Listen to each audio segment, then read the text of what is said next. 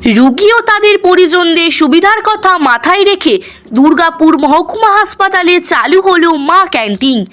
রোগী কল্যাণ সমিতির উদ্যোগে শুক্রবার এই ক্যান্টিনের উদ্বোধন করা হয়। উদ্বোধনী অনুষ্ঠানে উপস্থিত ছিলেন রাজ্যের পঞ্চায়েত ও গ্রাম উন্নয়ন মন্ত্রী প্রদীপ মজুমদার, রোগী কল্যাণ সমিতির চেয়ারম্যান কবি দত্ত এবং দুর্গাপুরের মহকুমা শাসক সুমন বিশ্বাস সহ হাসপাতালের অন্যান্য আধিকারিকরা।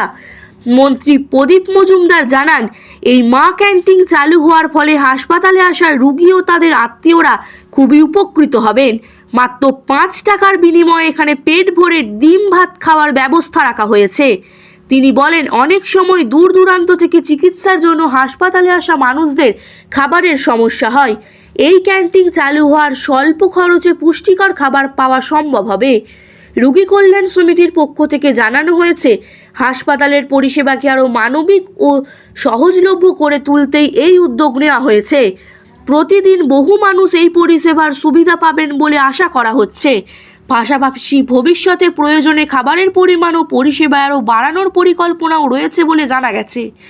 এই উদ্যোগ সাধারণ মানুষের পাশে থাকার একটি গুরুত্বপূর্ণ পদক্ষেপ হিসেবে বিবেচিত হচ্ছে। হাসপাতালের মতো জায়গায় স্বল্প মূল্যে খাবারের ব্যবস্থা থাকলে রোগী ও তাদের পরিবারের মানসিক চাপ অনেকটাই কমে যায়।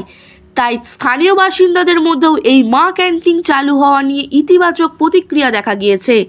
চলুন ঘটনাটি বিস্তারিতভাবে দেখে নেওয়া যাক। আমাদের চ্যানেলটি যদি ভালো লেগে থাকে তাহলে ফলো ও সাবস্ক্রাইব করবেন। ব্যুরো রিপোর্ট, বাংলার আওয়াজ, আরামবাগ।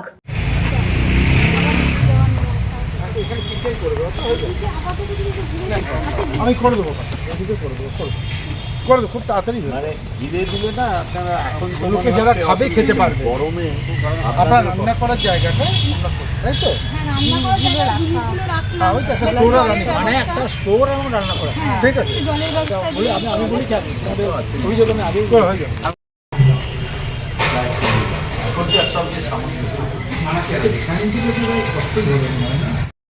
কি খরচা হলো, কিভাবে চলবে, সেটা কিভাবে চলবে? চলে তো এখানে যা মানে টপ আপ করতে চলছে। আমরা জায়গাটা নতুন করে দিল এডিডি এর তো সবসময় পরিকাঠামোগত উন্নয়ন কোথায় সবাইকে আহ্বান করে যে বলুন কি দরকার।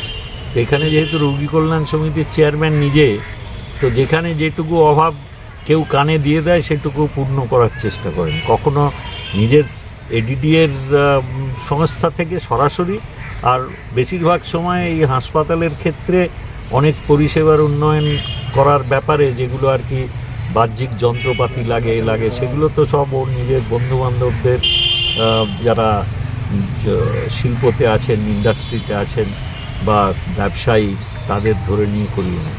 সেই জন্যই আজকে দুর্গাপুর মহকুমা হাসপাতাল একটা অন্য মাত্রা পেয়েছে তার পরিষেবা প্রদানের ক্ষেত্রে।